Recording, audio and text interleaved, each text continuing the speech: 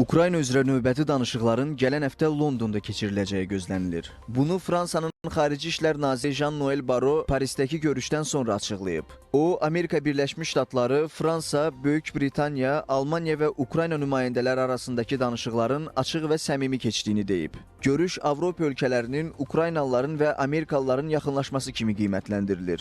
Çünki Birləşmiş Ştatlar bundan əvvəl danışıqları birbaşa Rusiya ilə aparırdı. Bu da Avropanı prosesdən kənarda saxlayırdı. Baro vurğulayıb ki, indi baş tutan müzakirə və qarşıdakı görüş qitənin danışıqlar masasındakı yerini təsdiqləyir. Analitiklərin fikrincə isə Avropalıların tam şəkildə danışıqlara cəlb olunacağını demək bir qədər tezdir.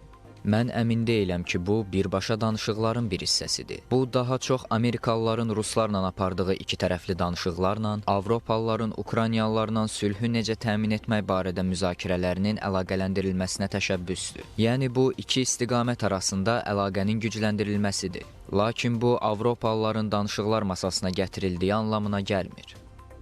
Yelisey sarayı rəsmiləri Ukraynalıların artıq atəşkəsə razılaşdıqlarını, Moskvadan da müsbət yanaşma gözlədiklərini deyirlər. Lakin sülhün təminatına mane ola biləcək faktorlar var. Bunlardan birincisi Rusiyanın nəzarətdə saxladığı Ukrayna torpaqlarıdır. Sözügedən məsələ Kiyevin ərazilərini Rusiyaya vermək məcburiyyətində qalacağı ilə bağlı narahatlığı daha da artırır. Bir neçə gün əvvəl Amerika Birləşmiş Ştatları prezidentinin Yaxın Şərq üzrə xüsusi nümayəndəsi Steve Witkoff deyib ki, sülhün açarı Ukraynanın 5 ərazisi ilə bağlıdır.